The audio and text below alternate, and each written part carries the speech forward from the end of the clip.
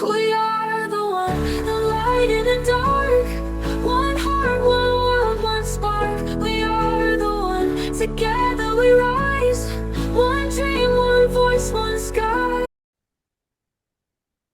Hi, everyone. Welcome to another episode of Women Empowered Across the World. And this is our host, guys. We have Alina from Poland. We have Jackie, who resides in Arizona, but her heart is global along with me. I'm in Florida. And then we've got Maria from the UK. And we've got Chinere from California. And we're all global, guys. And we have an amazing guest today with us. Cheryl Hill, we are very excited to hear your story and our listeners. Please inspire all of us and our listeners, okay? Come join me. Well, I thank you, and I thank you for having me. Yeah.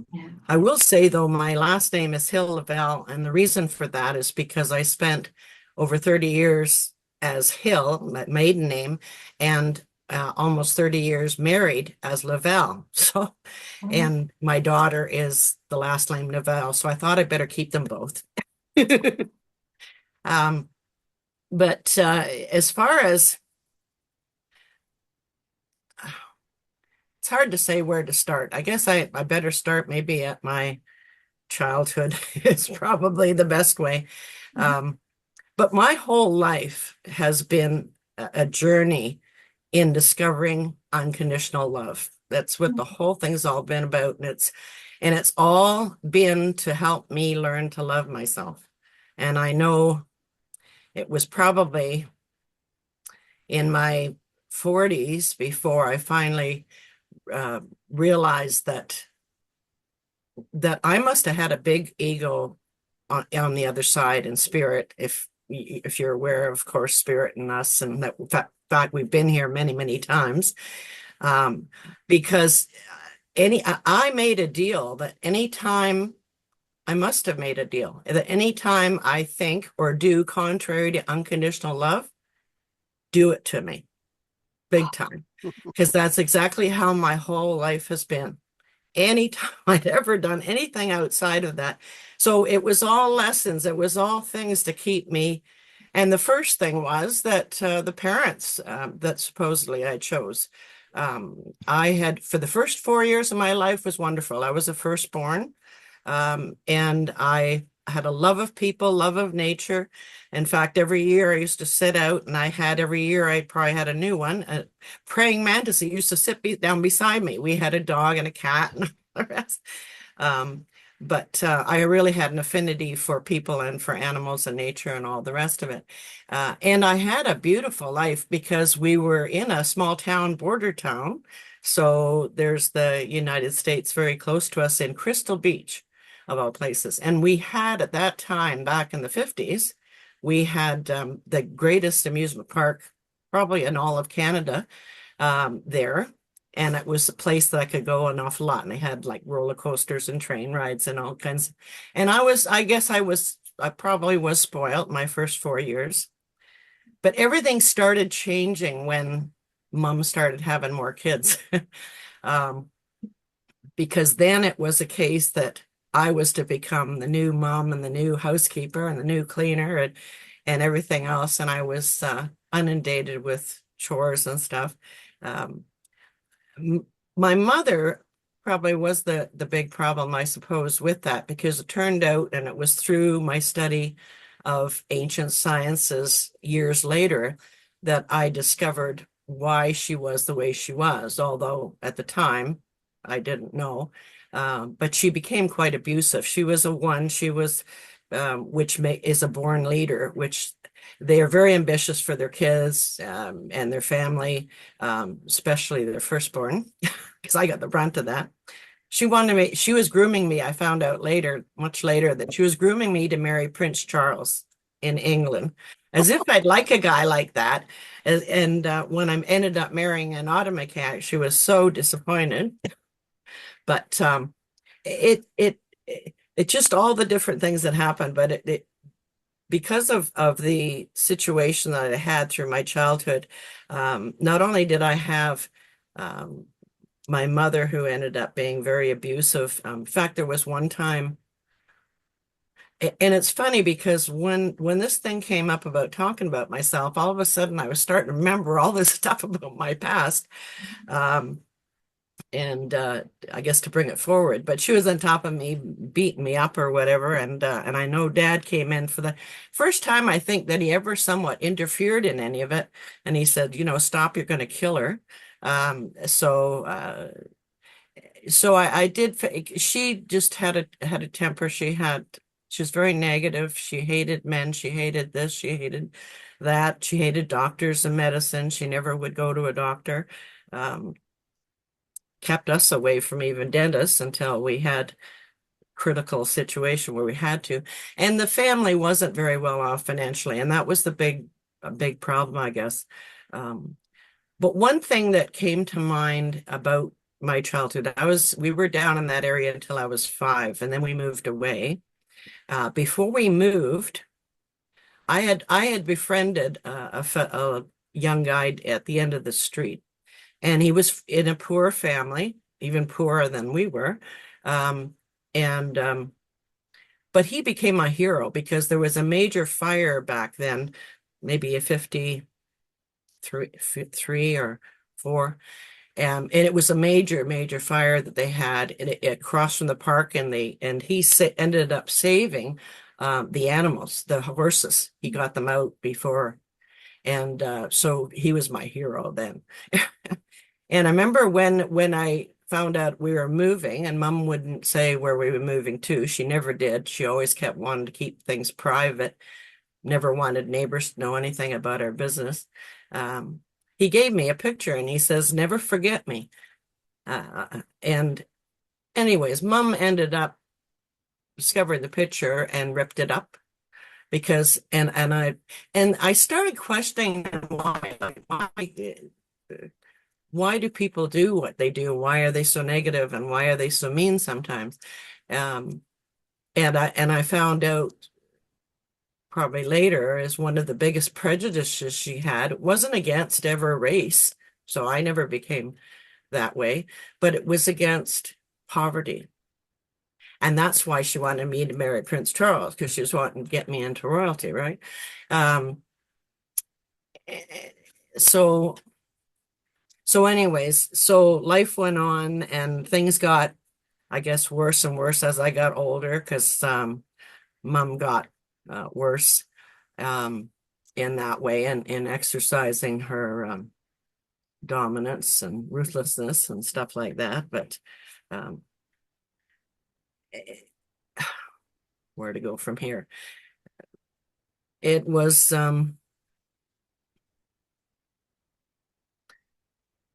and then there was when it came to school, and in school, Mom had asthma, so some allergies ran the family. I got the eczema on my hands.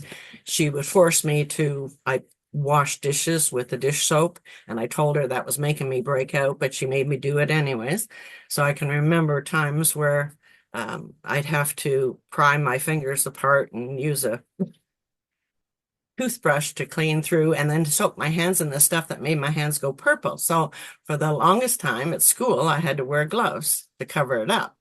And so I got teased about that. And then I was a late developer, so I ended up getting teased in high school. So I became a bit of a loner.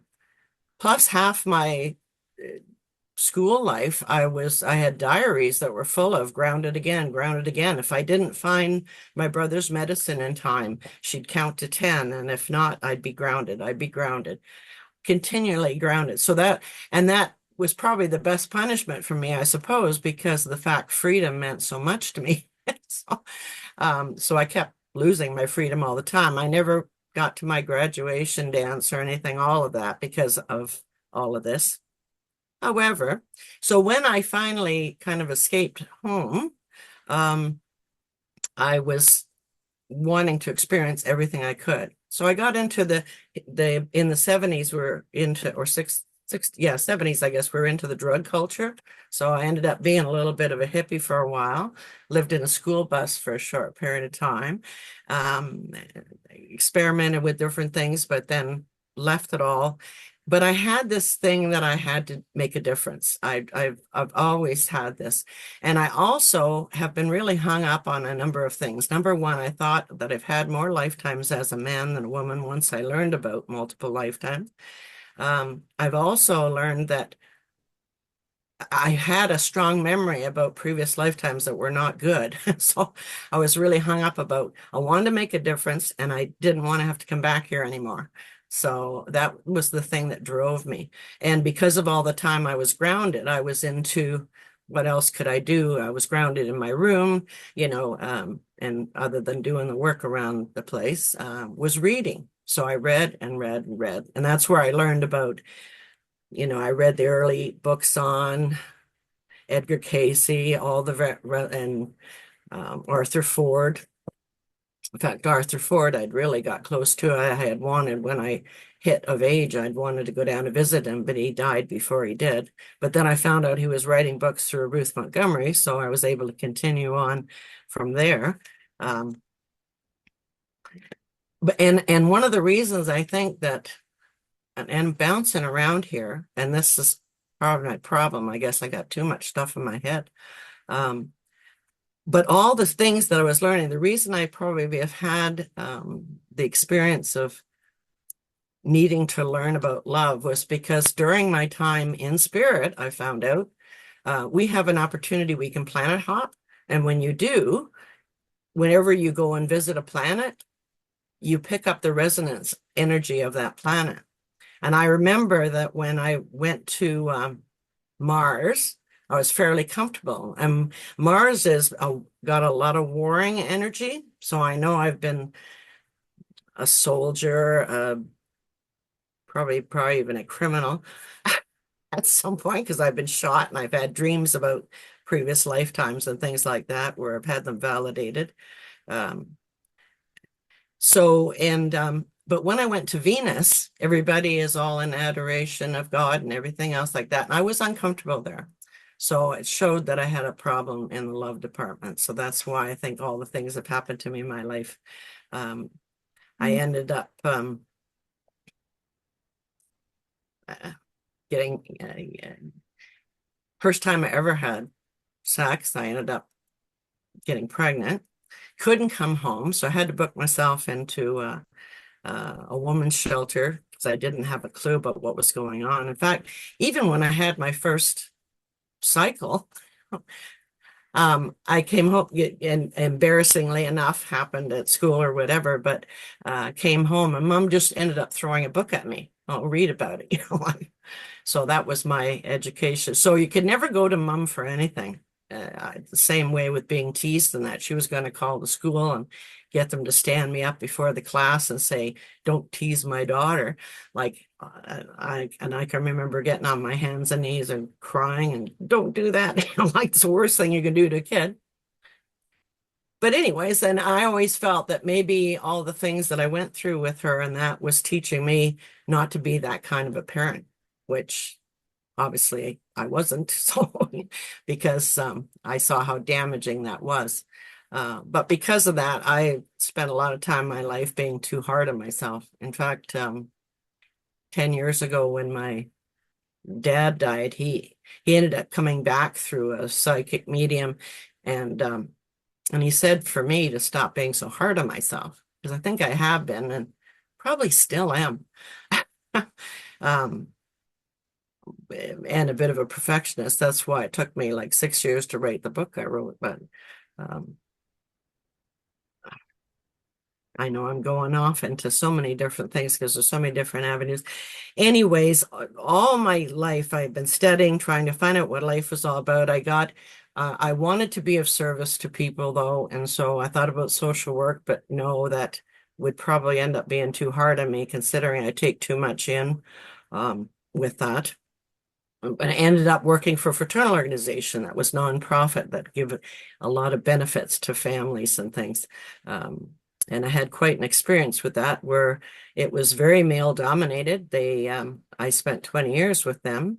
And I got to see a lot of corruption in business and that, which I didn't like either, where people were not rewarded so much for service, but it was for always sales. I managed to stay top in sales all the time and go on the trips and things. And I ended up, and I found out that they hadn't had all through their 150 years, they'd never had a female district manager. So I set out to become one. Cost me a lot, had to do a lot of moves and everything, and put up with an awful lot of stress. Thank goodness I've been a 40-year meditator, so that helped relieve a lot of it. But finally became one with the organization. But I towards the end, I was getting close to 1999. I wanted to get north. I had heard about predictions about the tilt of the earth and various things, so I wanted to get in a safe place. And a miracle came up to allow me to do that, and that was where I got my property that ended up I was able to turn into a retreat, because I've had 3 clear visions about things I was going to be involved in my life. One was starting a new United Nations, making an international healing and center, and then having a retreat. I started with the retreat. We had, it was started in 1998. We had people come there and experience miracles. And with the nature, I brought in Native American teaching because I've had a lot of lifetimes as Native American. We had profound healings and transformations with people. So I'm really getting drawn into when I've been trying to, in the last bit, to do business online and go up with the normal things. I'm really getting pulled away from that because of all the problems that it's caused. Spirit's telling me that I need to get back to nature. I need to get back into a place. So that's why my focus has changed from strictly being an online communicator and working a business that way, is to get into a place where I'm in nature, where I have a little bit of that here, but it's more of a rental apartment. So I don't have too much control over a lot of it. But I do feed deer, and I feed squirrels and birds. And so I do have my little bit of joy time in the morning when I go through that routine. However, there's just so much. I could write a book about my life. I could probably write about 5 books about my life, because each my association with the fraternal organization would be a story in itself, and all what I went through, and all the different things. So that's why I'm bouncing around, I guess. But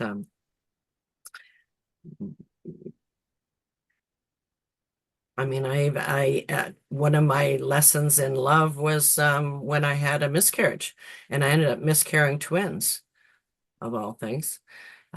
Carried them for an extra month beyond that, and I was like a day before they were going to induce to get rid of them. I finally had labor to change it. Even with my first child, my labor went 3 days and 3 nights, straight labor. That went from maximum 10 minutes to minimum 3 minutes, all the way through. It was an endurance like you wouldn't believe. But then my second one, the miscarriage was 12 hours. By the time I had my actual daughter, she was really in a hurry when she came. Within like 9-10 hours, she was out. I've experienced just so many different things, and there was a reason for the miscarriage, I found out too, because at that time I got into astrology, and I said, well, okay, my husband's a fire sign, I'm a fire sign, let's have a fire sign kid, knowing that I'm so easy to get pregnant. And because of the fact that I'd somewhat planned that, Spirit had to teach me a lesson. And the lesson was that when my daughter came, it ended up being someone I had met in the interim in business that I really resonated, having shared a lifetime with before, that I found that we ended up being in Vegas, got really lucky when I was with him and everything, who ended up later being my worst nemesis in business. However, he was born on the exact same day. Because when all that happened with the miscarriage, I let things go for a 1.5 years. like you're supposed to and not plan anything. And then when I got pregnant, here she is born on the exact same day as him. So there was the lesson. I was meant to go on this trip because I was supposed to be pregnant, not go on it. And so I've had miracle after miracle after miracle happen, I'll tell you, in my life. I could maybe I should just Wow. touch on the miracles. Wow, Cheryl, really, honestly, thank you from sharing from your heart, your story. So many of us, I'm sure, have resonated with some of the things you shared. Not an easy thing to share, and I get that.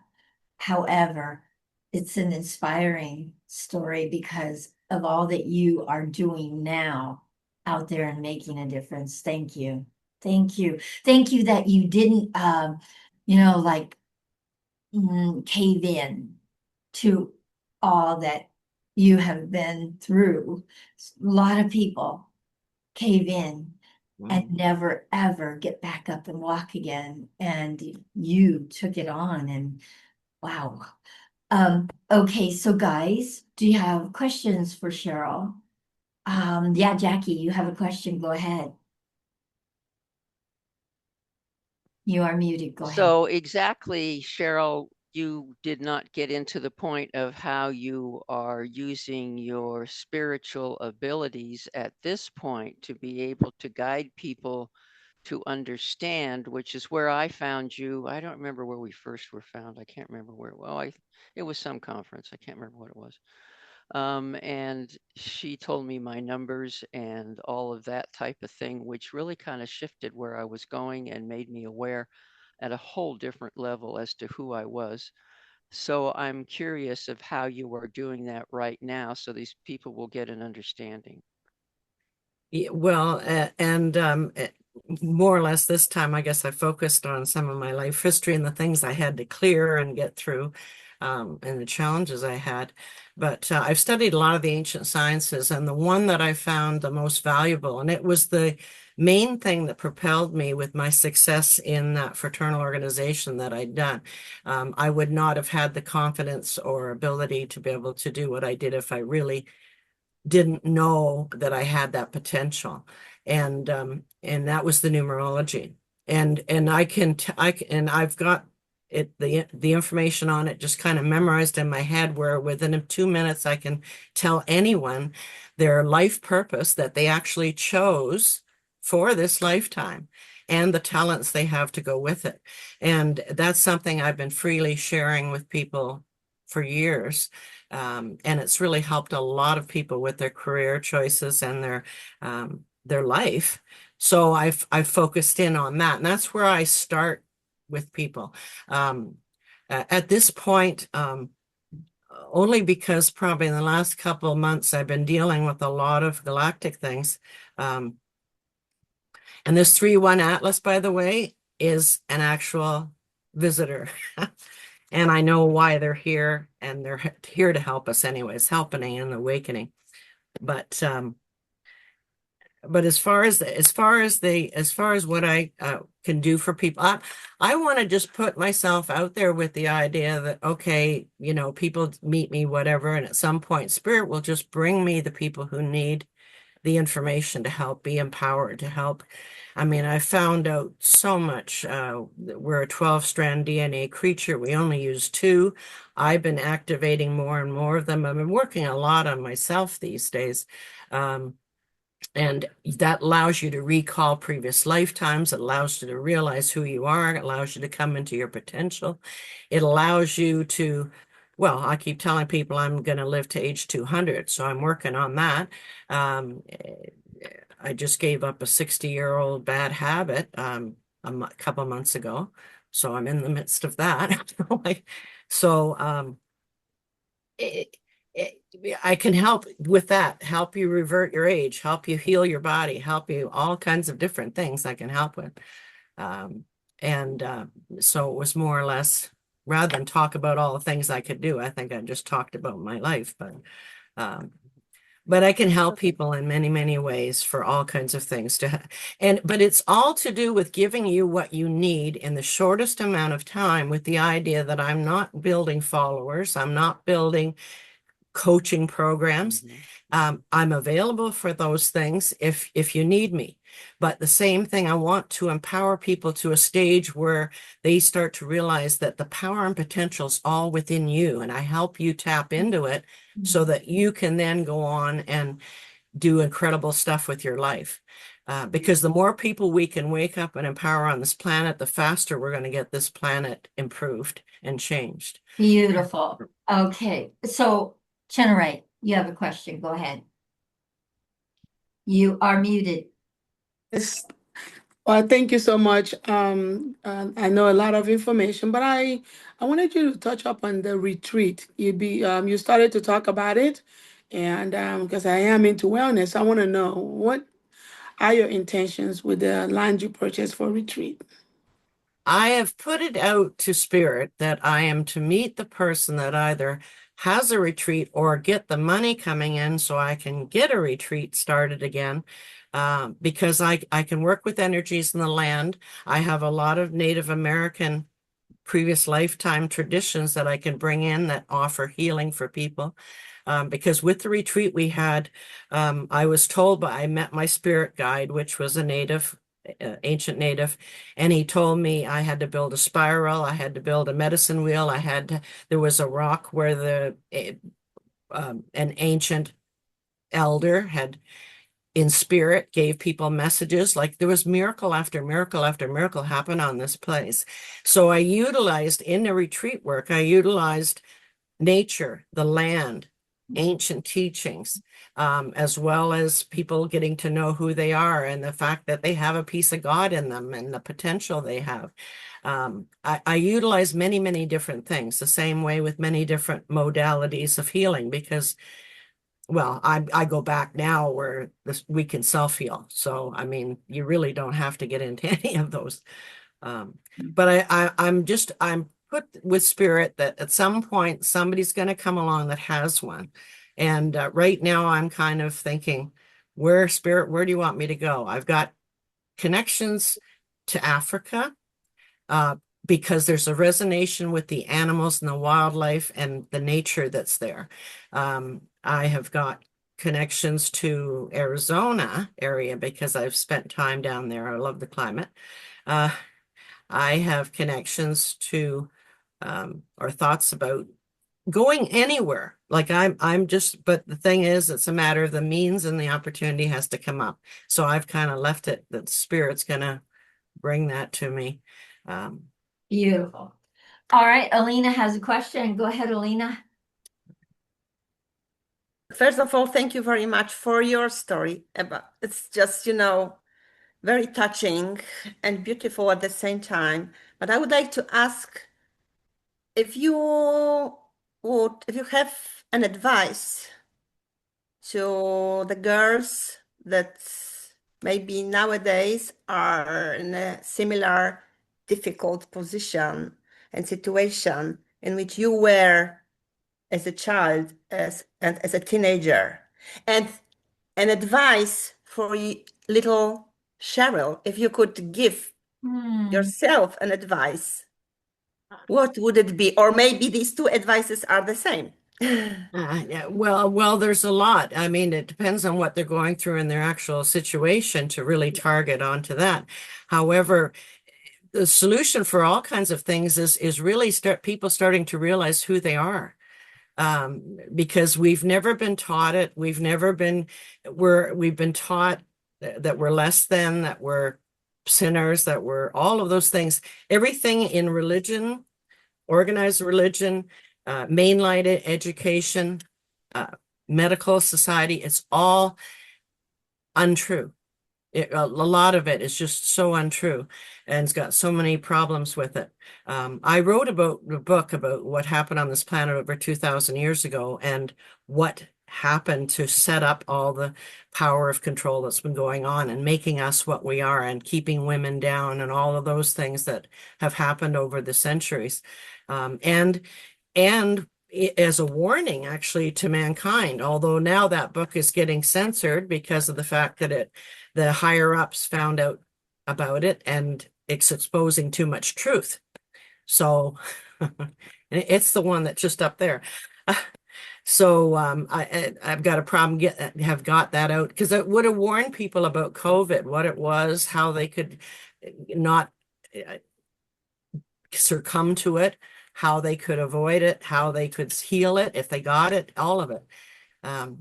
So there's an awful lot. But as far as for women, if once they know who they are, then they can honor their own abilities. And I find that when it comes to abuse, a lot of times when there's abuse in a family, that they'll go and attract that to them afterwards, because that happened to me. I went through a lot of different things where, like I said, there's just so many different stories I could get into. But I would let them know who they are. And the first thing freely I give is your information from the numerology, because your purpose is who you are and is your potential empowerment information for how you can go forward. Beautiful. Thank you so much, Cheryl. I'm sorry, Maria, we're out of time, so I can't have you ask her question. But we That's just okay. really want to thank you for being so vulnerable and sharing. And I get, oof, I get that our past doesn't define us. And that's who you are. Our past doesn't define us. Our creation defines us, and you have created yourself in a whole different space and a whole different energy. And I get your energy. And so thank you so much for being so willing to share yourself so genuinely with all of us and with our listeners, because I know it's going to resonate with many, many people out there. Guys, don't cave in. Create yourself. Don't let your past define you and who you are. Guys, if you love these episodes, please subscribe to our channel. Make comments on the post that we put out there, and please share it. Share it with everyone. We want everyone knowing that you can move forward in your life and be empowered in your life, even though life gave you what life gave you. And that is the deal, guys. Life gives us what life gives us, but how our quality of life is how we dance with it. And boy, Cheryl, did you dance. Thank you. Thank you. So guys, please, we do these on Mondays and Fridays, one on Monday, two on Friday. If you'd like to be a guest on our podcast and speak what's in your heart and what, so that you can inspire many, many women across the planet, please reach out to one of us. We're all on LinkedIn. Please reach out to one of us and let us know, and we'll get you on our calendar, okay? Once again, we all deserve to thrive. Let's do it together. Bye, everyone.